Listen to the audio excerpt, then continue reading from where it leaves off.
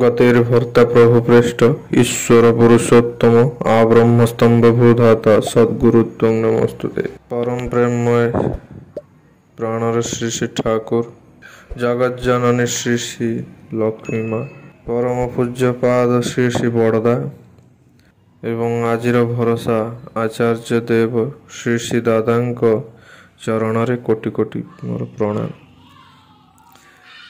समस्त गुरु भाई और माँ मानंकु मोर श्रद्धावनत जय गुरु। आपण समस्त को मु स्वागत करुची साधनार पथि।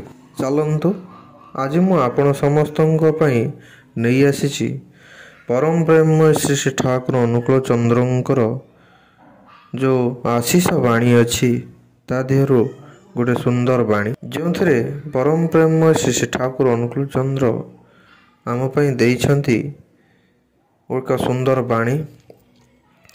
से कहिछंती गाउली घरे गोटे प्रचलित कथा रही मनीष लक्ष्मींक बरजात्री ताहा ठीक किंतु मनीष जे घरे बा जेउ मानंक घरे यातायात करती से घरर लोक माने गोटे संभ्रांत दूरत्व रखी मनीष को जदि इष्टानुग सश्रद्ध सेवा संवर्धन अनुशीलन और अनुचारण नंदित करि चलती प्रत्येक को जे जेपरी सेपरी करी कुशल प्रीति नहीं मनीष सेमानंकर स्वतः ही परिपूरणशील होई उठे।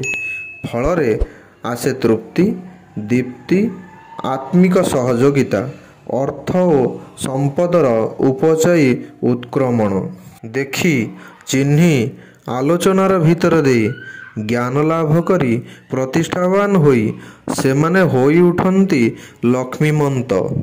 ଯେଉଁଠାରେ अर्थ संपद अच्छी लोक सेवा नाही मनीष जाए ना ଯେଉଁମାନଙ୍କ ଘରକୁ ସେମାନେ ଲକ୍ଷ୍ମୀମନ୍ତ ନୁହନ୍ତି ଜକ୍ଷ୍ମୀମନ୍ତ ହୋଇପାରନ୍ତି। बाणी संख्या 187 परम प्रेममय श्री श्री ठाकुर अनुकूल चंद्रंकर आशीष बाणी ग्रंथरु 187 नंबर बाणी रु ए बाणीटी को मु आपण मानक पई नहीं आसीथिली। आपण माने समस्ते परम प्रेममय श्री श्री ठाकुरंकर जो आशीष बाणी अछि ताको बुझी पारुथबे कि ठाकुर कोन आम पई कहिसंती कि प्रत्येक मनीष समाज रे बंचिबा पई हेले परस्पर प्रति श्रद्धा भल पाइबा को नहीं ता पई किछि करिबा को पड़िबो जहा कि आजिका दिन रे आमे आचार्य देवଙ୍କ द्वारा अनुप्राणित होई डीपी वर्क माध्यम रे आगु को बढ़ी चलचंती। तेणु जदि मनीष प्रति भल पाइबा न थाए मनीषर जदि भल मंदरे कामरे न आसे ताहले ता पाखरे कोटी कोटी टंका थिले मध्य से लक्ष्मीमंत बोली कुहाजिबो नाही से जक्ष्मीमंत होइजिबो। ता माने ता पाखरे लक्ष लक्ष टंका थाई पारे किंतु लक्ष्मी ता घरे नाहांती। यहा ही श्री श्री ठाकुर अनुकूल चंद्रंकर आशीष बाणी थिला। आमे माने निश्चिंत याहाकू बुझी निजर कर्म रे लगेई आमे निजे धन्य हबा।